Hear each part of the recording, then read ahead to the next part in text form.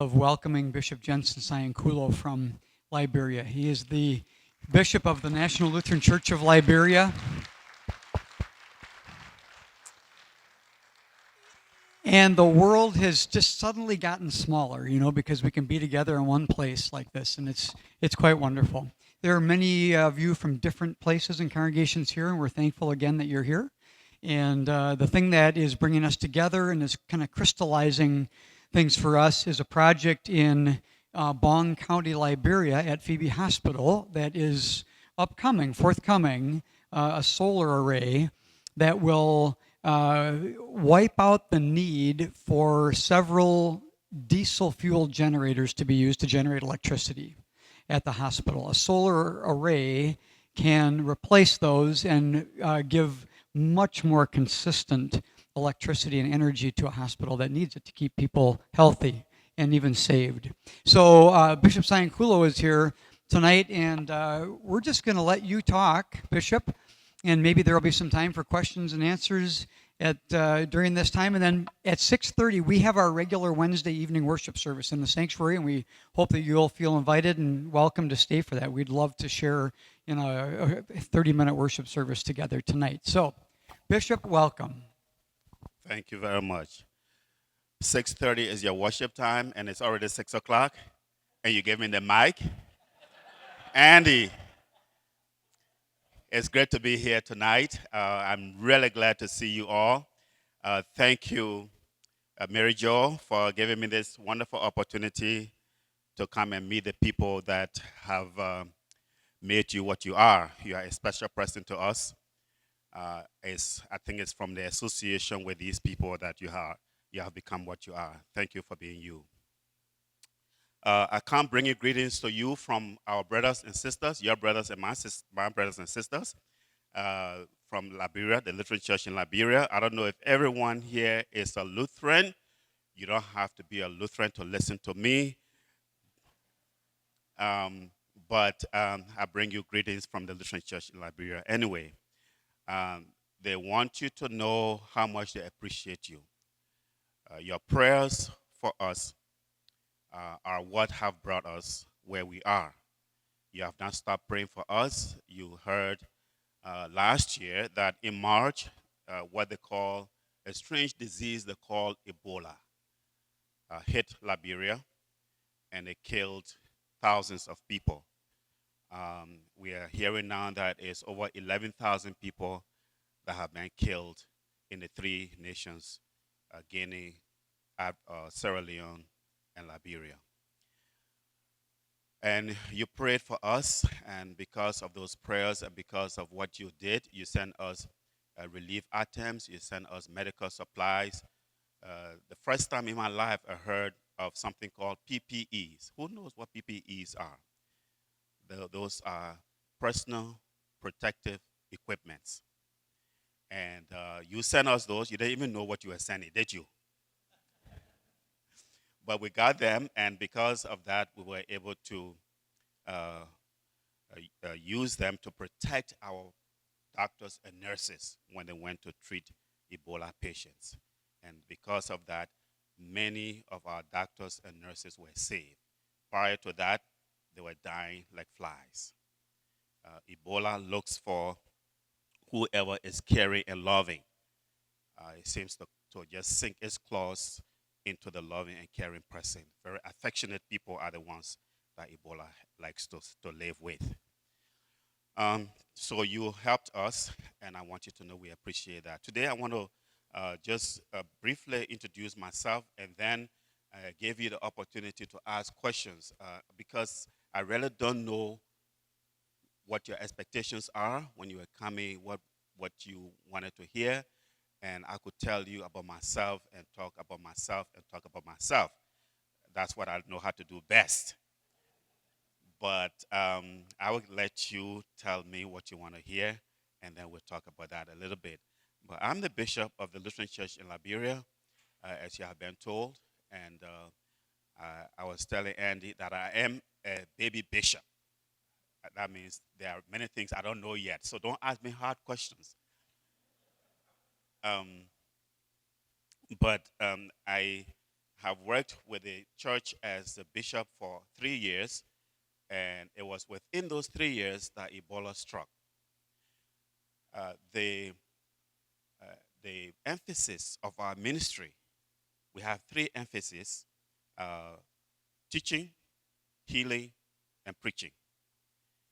We call out, we think of ourselves as people that do holistic ministry. Uh, we're working with the mind, we're working with the body, and we're working with the spirit or the soul of the person. So that we call that a holistic ministry. And one of our areas, one of the three branches is the area of medicine or healing. Uh, from the offset, the offset of that ministry called the Lutheran Church in Liberia in 1860. Since 1860, the Lutheran Church in Liberia has placed medicine or healing at the center of its ministry. And we, the Lutheran Church, was the first to establish a nursing school in our country. So you can see how much interest this church has had in healing. And then, uh, with the establishment of that nursing school, uh, they started producing nurses and uh, all kinds of aides. Of course, we still do not, the Lutheran Church still does not produce doctors per se, but we do receive scholarship from the Lutheran World, not the Lutheran World, but the ELCA. From the ELCA, through the ELCA, we have been able to produce some doctors. But this church has emphasized healing, and they have produced nurses, a lot of nurses. Now we have two hospitals, two major hospitals in the country, and one of them is Phoebe. Phoebe has become a regional hospital. What that means, maybe it's called a referral. Um, I think that's how you call it here. Tell me something. Let's talk. How do you call it? No, it's a referral where, I mean, in Chicago. I lived in Chicago for many years. One of our hospitals there is Christ, and that's where they refer um, all kinds of patients that are difficult patients. Yeah. So anyway, okay. So our Phoebe has become the hospital of hospitals, the Papa Hospital or the Mama Hospital. How is that? Anyway, so it has received that status, um, but it's just by name, really, just because of its location. The government decided, let's give it some kind of big responsibility, and it is not equipped. It is not equipped. Um, um, we are glad we have it, right? Yes, I had a friend who said to me, "We are poor, but we are not looking at our poverty. We are thankful for what we have. We have chairs that when we sit in, we don't fall. So we are thankful for them. So we have a hospital that is not equipped, but we are thankful for a hospital that we have. And but then we want to make it better. One of the things that make it not to be good to the standard that it should be in is the fact that it does not have power. It does not have the electricity that it needs to attend to patients that come any time of the day. Uh, as a referral hospital, um, we have a major highway there, and your roads, um, the roads, these little roads that we travel on today, those Highway 11, Highway 30. I don't think it was 30.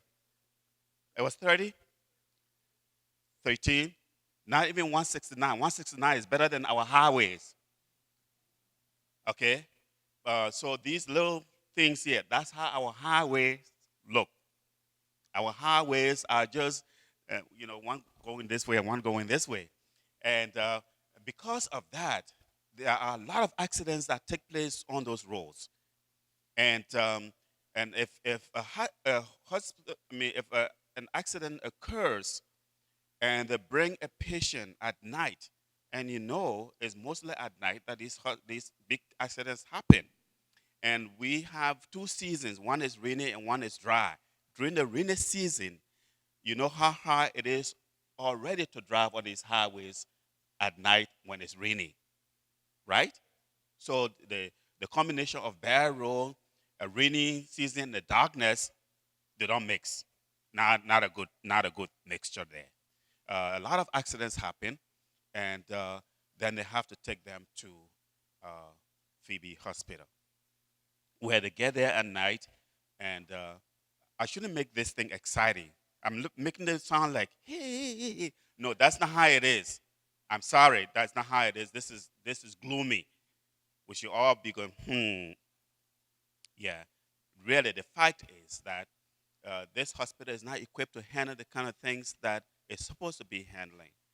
Uh, and I believe that if we have, I guess, some of us believe, including Mary Jo, we believe that if we have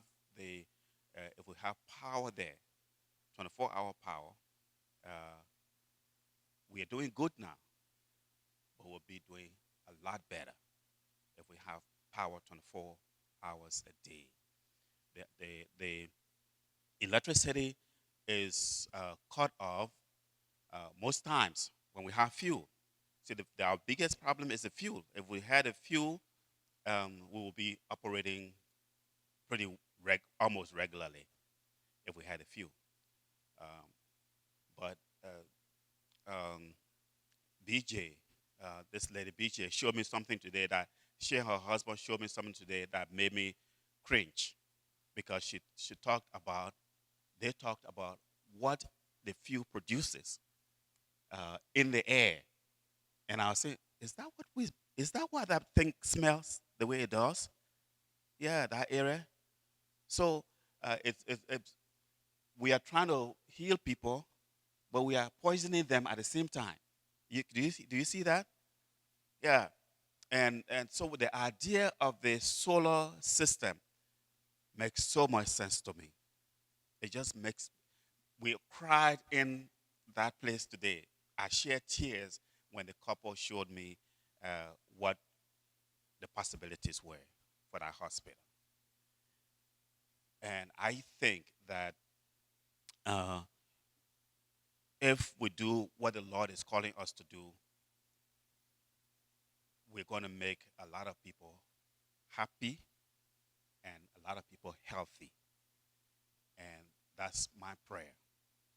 I'm very grateful to all of you for thinking about it to begin with, for thinking about participating in this program with us. Um, I want to thank all those who organized this. I want to thank you, Mary Jo, for bringing me here.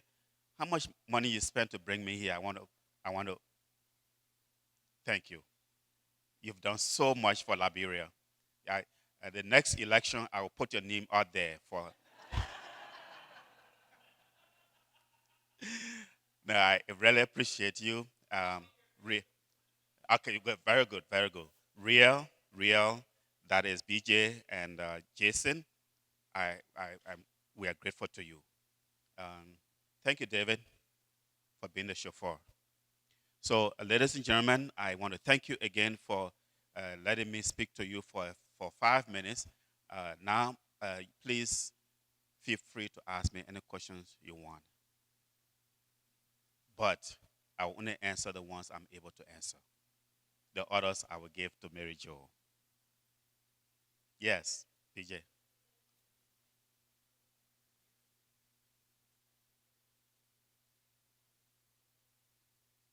Okay, the question is, I lived here for a number of years. I lived here for 22 years. And she says, I decided to go back to Liberia. What is it that I love about Liberia? Well, they say, I watched, what I can't remember what the movie is called, because I'm on my feet right now and you're making me nervous. They call it But in a movie, when I say what it says there, Dorothy says, "There's no place like home." Wizard of Oz. Yes.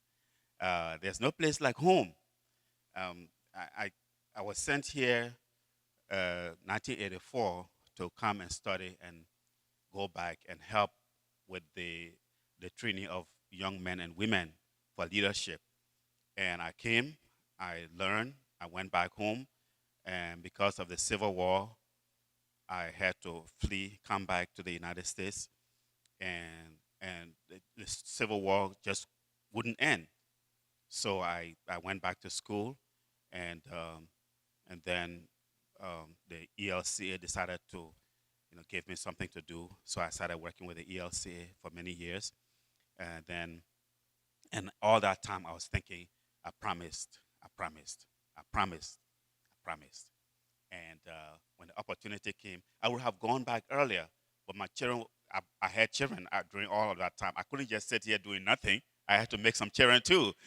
So I made two children, and they were beautiful children. I didn't want to leave them with their mother uh, alone. I wanted them to know their father.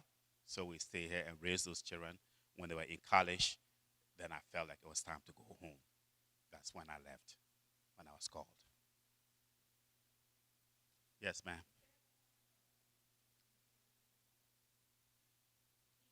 Yeah. Is there a teaching center for doctors? Oh yeah, yeah, yeah. Okay. You heard her question. Is there a place where they teach people to go out to the villages? We have two schools of learning, above high school. I'm talking about, but we have high schools, we have junior high schools, we have elementary schools. We have 33 schools like that: elementary, junior high, and high school. 33 of them. But where they teach people to go out into the villages uh, and work with evangelism.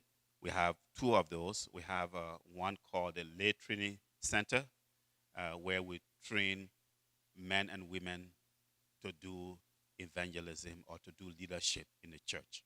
And then we have the seminary that really is not ours, that belongs to the Methodist Church, where we send our future pastors. Uh, was that your question, ma'am? I don't think you are satisfied with this. Hmm. Oh, okay, okay, all right. Yeah, yeah, yeah, yeah. I'm sorry. Yeah. Okay. Yes. Yes. How do they call that? We were somewhere yesterday where they were talking about this. I'm sorry. I can't remember the name, but yeah, yeah. Hmm.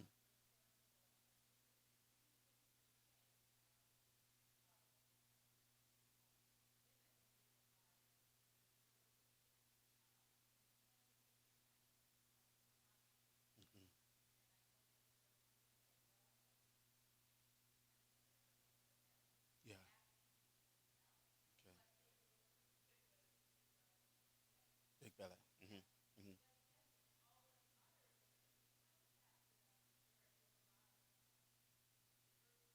Hmm. Yeah. Yeah. Yes. Yes. You know, I'm not a medical person, and they say all of these. They use all these terminologies, and I just say, yeah, I'm going. I'm going to preach. I'm going to preach. But there is this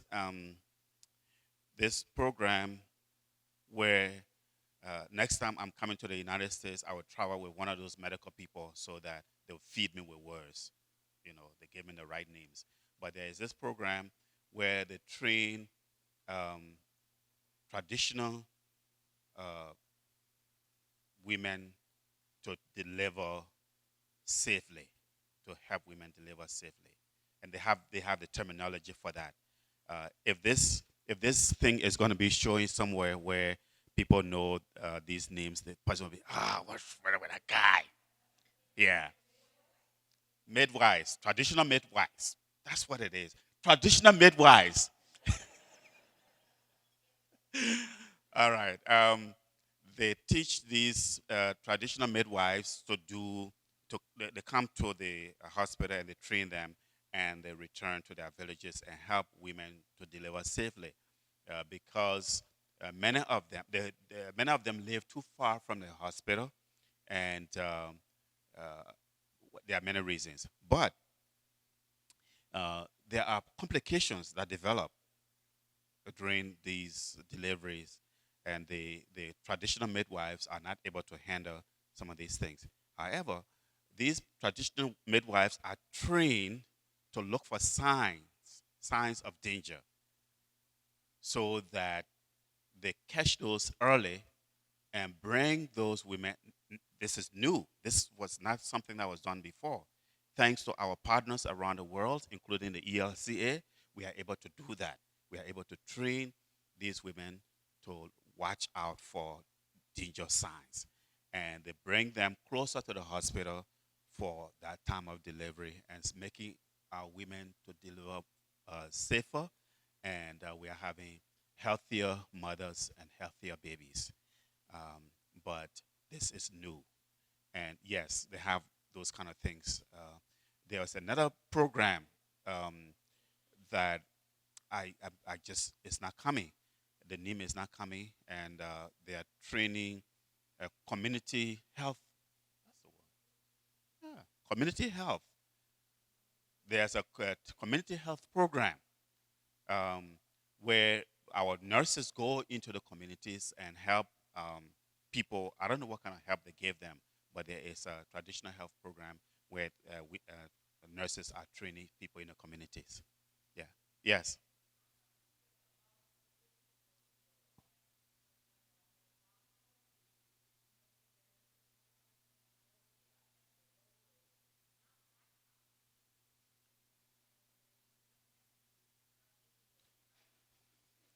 Well, if they were not recording, I would agree with you. But if I tell a lie now, somebody's going to catch me later on. They will say he's a liar. I don't want them to say that. The roads are not tar. The roads are better. Uh, the danger is still there. Yeah, the roads are good. Um, Recently, right before Ebola struck, the government started fixing those roads, and they went halfway, uh, uh, but the danger is still there. When they're bringing fuel from Monrovia on those roads, on those narrow roads with these big trucks, and it's not a far distance, but our uh, operators are reckless operators. These drivers, um, we don't have any regards for each other. We don't have laws. So if you want to be lawless, come to Liberia. Yeah, we don't have laws. We don't obey the rules. Traffic rules are not.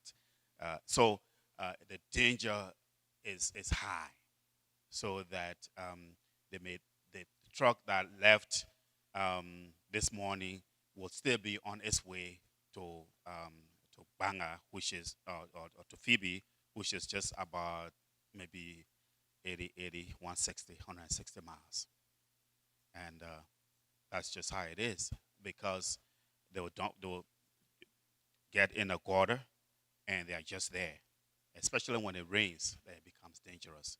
But it was more so than it is now. Yeah. Yes, man.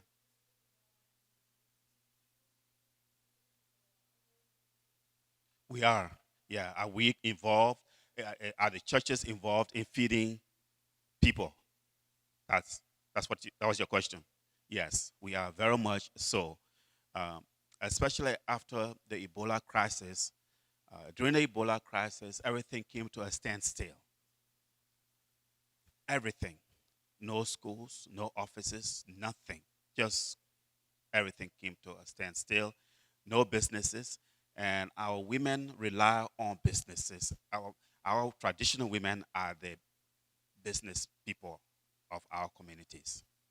Uh, I'm talking about selling vegetables, fruit, and stuff like that. They are the ones who do that.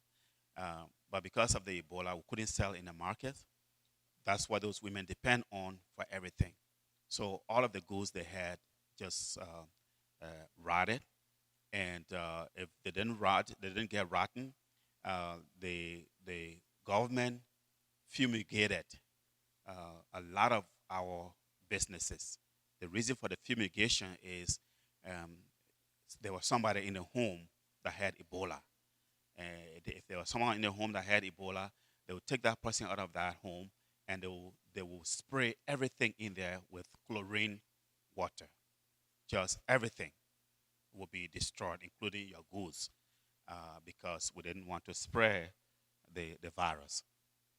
And so people went hungry. Places were quarantined. A little community, or it doesn't have to be a little community, a whole town of maybe our towns are smaller than your villages. Um, yeah, a town of maybe 10,000, uh, 1,000, between 1,000 and 10,000, they will be quarantined. Uh, that means no one gets out and no one gets in.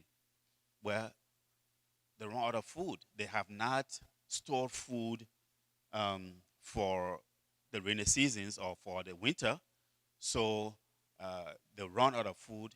So what we did um, as churches is we appealed to our partners, the ELCA, for example.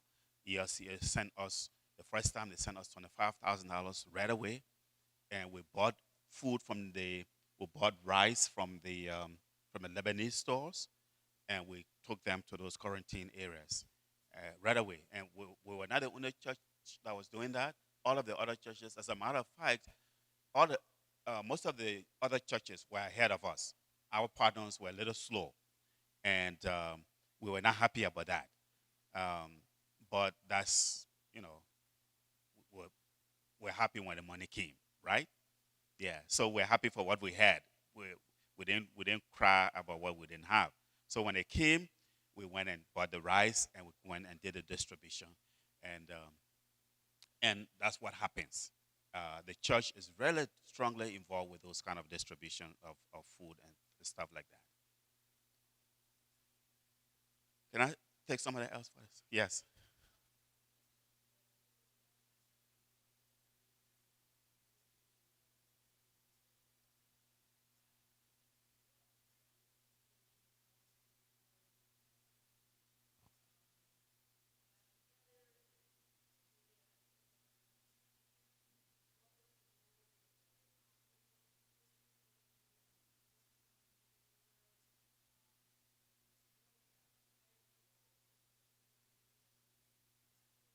Yeah. Yeah. Okay. Uh, I hope you heard what she asked, and as I answer, you will get to know what she said. But yes, Liberia is recovering quite a bit from the effect of the Civil War. The role of the church and the hospital. First of all, the hospital was deeply involved in the outcome of this Civil War. Um, our hospitals were open throughout the war. One in particular, there were times that their operations were disrupted, but they regrouped. I mean, in no time at all, they will come back. Uh, Phoebe Hospital was one of those hospitals that um, lasted almost throughout the entire war. And the reason for that was that we had a strong man there called Dr. Godingale, Dr. G. It was actually because of Dr. G that I left the country safely. Um, I was smuggled out of the country because of Dr. G, but that's another story. The thing is, Dr. G's maybe it's charisma, his spirit, um, kept that hospital operating throughout the war. People respected him throughout the country, and he stayed at that hospital for the most part. And the only time that things fell apart at our hospital was when Dr. G left to come and see his wife here in Puerto Rico. That's the time that things fell apart. But when he was there, everything stayed together. They were attending to um, fighters from all sides, casualties from all sides, civilians especially.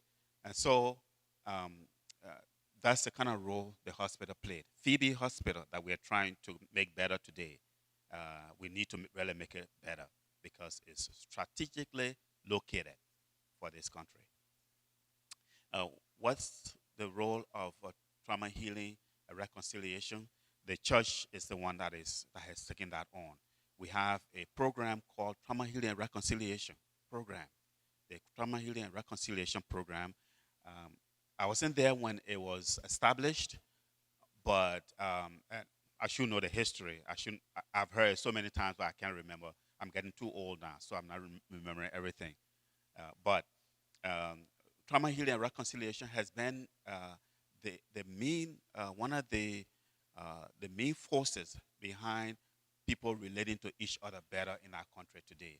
We have done so well that with our trauma healing and reconciliation that neighboring countries are appealing to us to send our teams over to go and train people in those other places, that like Guinea, like Sierra Leone, like Ghana. Uh, People are appealing to us to go and give them a hand. So that's how good our trauma healing and reconciliation program is.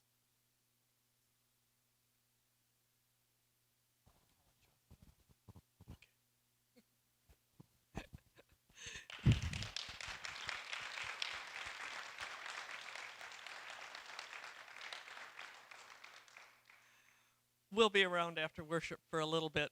It's a 2-hour drive back, and I think Bishop is running on probably running on empty or running on fumes. We've kept him pretty busy these past 2 days, and we're absolutely delighted that he was able and willing to come spend some time with us. But if you have more questions, we can stay around for a little bit after worship service. I'm absolutely delighted that you're all here. I keep pinching myself. I shed tears and I get goosebumps at what can happen when you make one phone call. That Holy Spirit sometimes kicks you in the behind, and that's sort of what happened with this. I had put it off for 4 months to call real when